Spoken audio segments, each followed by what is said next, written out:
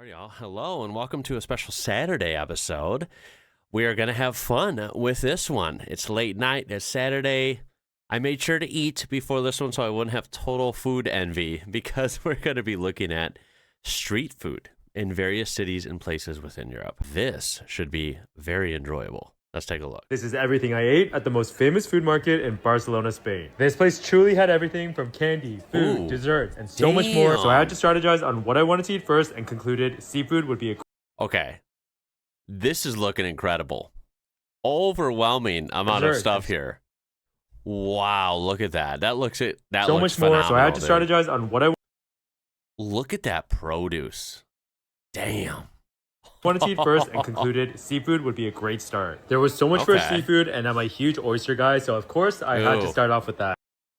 All right, I'm not an oyster guy, so I'll let him enjoy this. These oysters were massive and just hit the spot. I've also always wanted to try fresh sea urchins, so of course I had to order that. You just scoop out the meat, and my goodness, I love uni, so to no one's surprise, this was my favorite bite from the whole market. I then moved on to the hot food and got some ham croquettes. I've never had croquettes like these. They had a crispy outer layer and the inside just melted in your mouth. Ooh. It's creamy, savory, meaty. Just a must if you're visiting Spain. Of course. Okay, I would definitely try that. First, I had to get the famous jamón ibérico, and they served it in a cup with manchego cheese. This portable cone made me so happy, and I swear I could eat charcuterie for every meal. I then needed something to wash down all this food, so I picked up some fresh fruit juice. Then for dessert, I got the viral strawberry Dubai chocolate.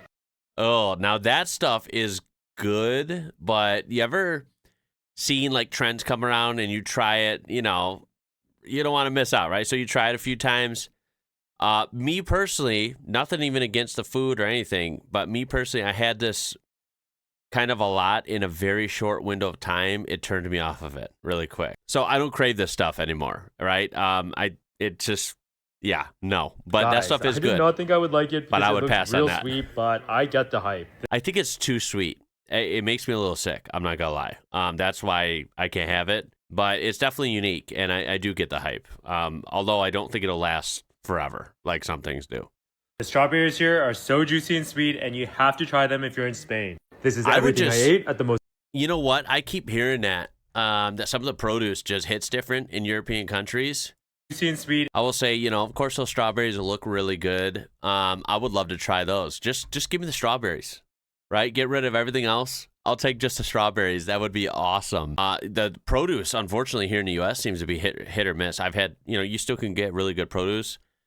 Sometimes it is not good at all, right? Ooh, French grilled cheese? All right, this looks absolutely incredible. This is a voiceover from Post, by the way, because the music got triggered.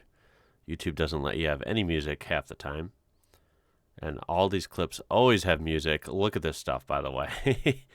I'm in awe, basically. And I'm saying right here that I've never, safely say I've never seen anything like this in the U.S. And that's what's so cool about a lot of the street food.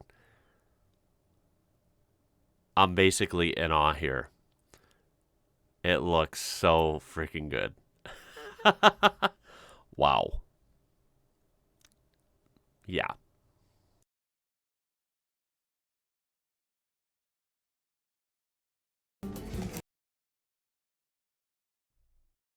That is beautiful.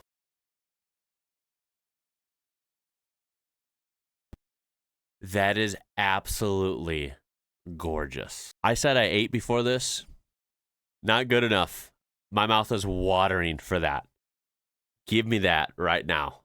Trying to grab it out of the screen.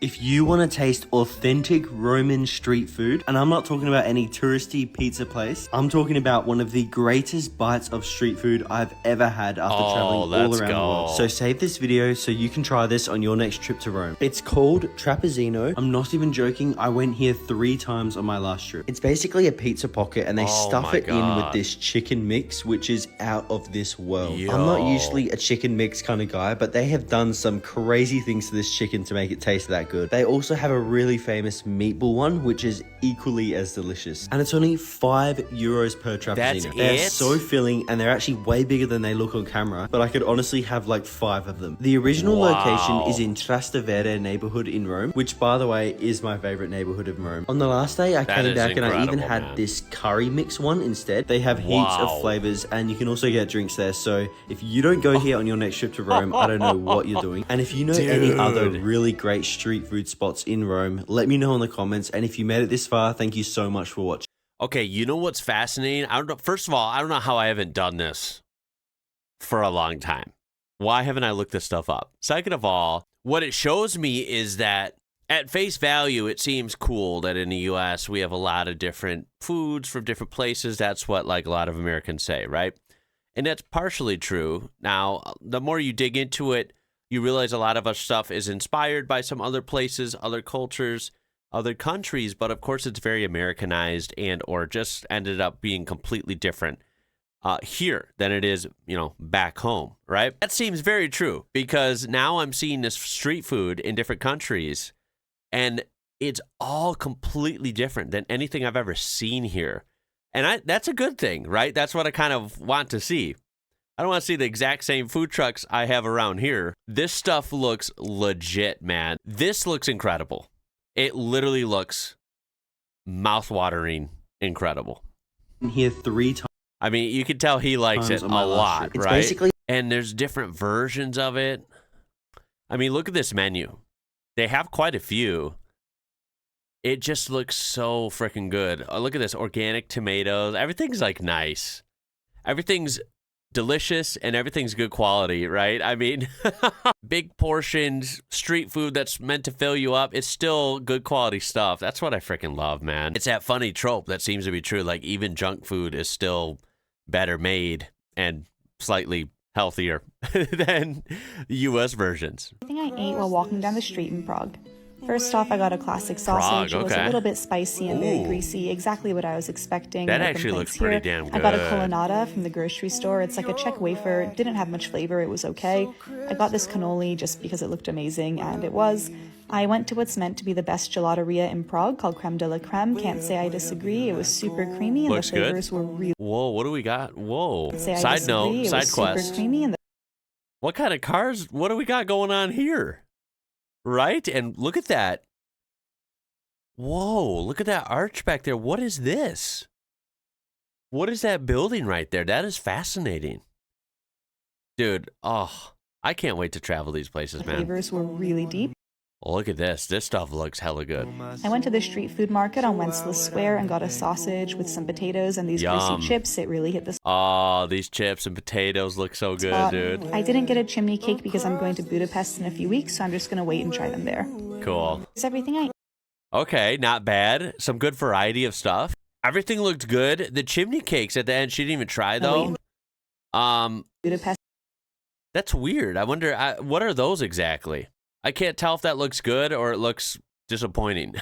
This is all I eat in Portugal for 3 days. Portugal, as you may know, is well known for its culinary dishes and for having one of the most delicious cuisines in the world. The first thing I tried Portuguese cuisine looks really phenomenal from what I've seen so far. it is a dish called francesinha, the most heavy dish I ever ate in my life. Ooh. This has eggs, sausages, meat, ham, Oh and my bacon, God. all covered by cheese in one sandwich and served with fries. That looks Next, I tried incredible. the traditional Portuguese fish that you see everywhere in the country. And you can try it in a lot of different forms, like fry it, as the bacalhau à minhota, or in a sort of round cakes mixed with other things like mashed potatoes and eggs, called pastel de bacalhau. And of course, Yum. there cannot be a trip to Portugal without trying the pastries of the country, such as the brigadeiros, the pan do queijo, or the mythical pastéis de nata. From the two most famous bakeries of Lisbon, Pastéis de Belém or Casa.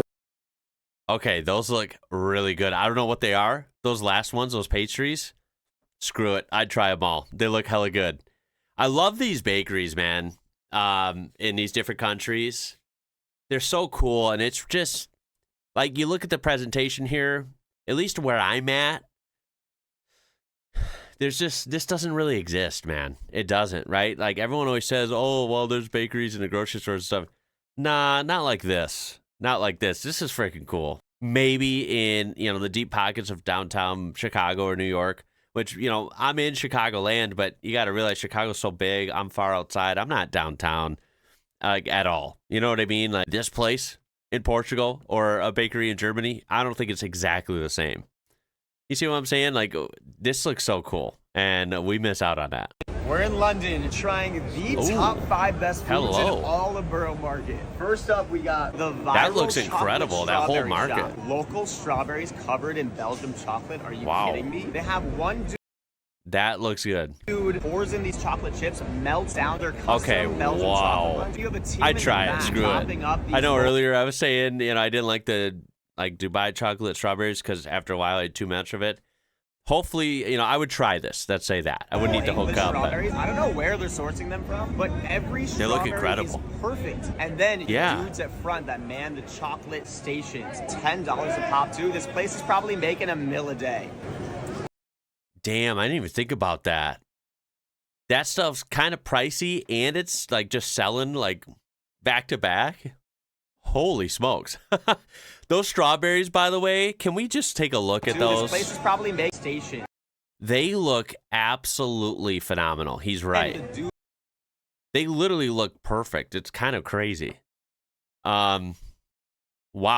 At front I've never seen strawberries like that. Stations, $10 a pop too. This place is probably making $1 million a day. Damn. Oh my God. These are one of those things where you're like, all right, it looks pretty, but like, does it actually taste good? Yes. Fuck yes, it tastes great. Next up, supposedly the best sandwich in London. Legit. This place is so popular. They go through 2,000 sandwiches a day. They're known for their famous 12-hour slow roasted pork sandwich with a truffle honey aioli. Hit with two other sauces and Parmesan cheese grated on top. This is a bad idea, man. I'm jealous. That looks so good. The slow roasted pork hit with this truffle honey aioli. It's really amazing. Next up, the wild. That looked phenomenal. Come on. Wild mushroom truffle risotto. They have these 2 massive cast iron skillets. And then dude, those are huge. Layers so much Parmesan cheese on top. This looks amazing. So much Parmesan cheese on top, so warm and truffly. That's incredible. Next up, we have the Wild English Jumbo Oysters. This is not an oyster, it's a sea monster. They said the guy goes through 3,000 oysters a day. You walk up, pick the exact oysters you want from this massive oyster bin. The dudes back there chuck them up. Then you go to the little sauce station and you're good to go. You know, I'm almost amazed. How do these places operate from like a logistics perspective? And this goes for any big city, not just in Europe, not just in London. Like, this could be anywhere, right? It's kind of crazy, right? I mean, these places must make a killing when it comes to the money, right? But to be honest, this is hard work. You know, I've worked in a food truck before, and it's not easy when you're getting a rush, you know? And if these places are popular all day, not to mention how do they keep it, you know, fed, right? Like, how do they keep the ingredients coming and all this stuff? I don't know. I think it's one of those things that's fascinating to me, and especially when they can keep the quality up and people are amazed by it. That's really more impressive than people think. I like it, but 3 chews is one too many for an oyster. I'm starting to contemplate if that was maybe not the best idea. Next up, the famous Bamba Paella. They've been making the same that looks so good. For 2 decades. Yo, how big are these freaking bowls of food? The crazy thing too, their line is so long that they have this dude who stands out front. He's essentially a paella bouncer, and he yells, "Fresh paella! Fresh paella!" Damn. I'm not quite sure what it is, but the rice is like juicy, if that makes sense. It's incredible. Yeah. Next up, we have That's well done rice. It's hard, and by well done, I mean not like medium well done. That's not what I mean. I mean really good job, like well done rice. Whenever I am lucky enough to consume rice like that, it's incredible. And then a lot of times you do consume rice, it's not like that. Rice can be one of those things when it's done perfectly. It's almost like juicy, really good, soaks up the flavor, but it's hard to do. Viral creme brulee donut from Bread Ahead. It's a custard-filled donut. I gotta go to this market. This looks incredible, man. And melt the brown sugar in, so it has this creme brulee crust on top. Oh, I see. Oh, and it's literally crunchy. What? This might come as a massive surprise. It's not too sweet, even though it's hit with 25 different sugars and custards. Really? It's like actually balanced fairly well. See, that I would be all about that because I don't like things that are sugar overload, which is why I don't eat a lot of sweet things here in the US because a lot of it's sugar overload, right? I get full and sick way too quick. It's not enjoyable. I like things that are sweet but mildly sweet. It's like, yes, I know I'm not having dinner. I know I'm having something sweet, but it's not overload, right? It's not sugar overload where it's like, oh my God, I'm going to have a stomachache. If that is like that, then that is right up my alley. That sounds incredible. This market looks awesome, for real. What are you selling? Bacon and cheese, tomato sauce and cheese, pretzels. just cheese, classic, chocolate and pistachio. I would love to try these. That would be cool to try. This is in Austria, in Vienna. I would be so down to try these. How much is the classic? $6.50. Okay, I take one. I take one. Is there anything inside the classic? No. Just the bread, yeah? Yes. Sounds good. €6.50? Yes. Perfect. This is the biggest pretzel I've ever had in my life. Look at the size of this. It's literally bigger than my face. I did not realize they were that big. When they were in the case there, holy crap, it's literally bigger than his head. That is a great deal then because, I mean, dude, you're in Austria. These pretzels are probably awesome, right? And it's that big. You know, I hate to say it, but it's got to be better quality than like pretzels at the mall here in the US. You know what I mean? And what's funny is the pretzels here are more expensive than that. And they're half that size. What? You see what I'm saying? This was the most expensive pretzel I've ever bought. In Europe, usually it's like €1-2, but this one's... True, and that's even more amazing that there are pretzels that cheap. This one being almost €7 sounds expensive, but I promise you, compared to the US, it's not. That's what's crazy about the US. Almost €7. There's nothing in the inside though. This is just a classic pretzel, so I'm going to take a big piece and taste it. Oh, I bet it's so good.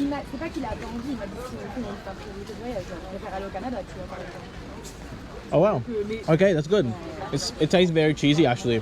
Wow. And the texture of it is quite good. It's not as hard. I Yeah. usually like the pretzel with the coating not too hard, and the Yeah. sesame seeds on the outside is quite good. This is better than I thought it would be. Does it justify the price? Probably not, but you're in a beautiful Easter market. That's probably why it's a bit more expensive. You pay for the view, you pay for the vibes. Easter market? We don't have those. I thought y'all had Christmas markets that were off the chain, which you do. Easter markets too? Dude, that's freaking awesome.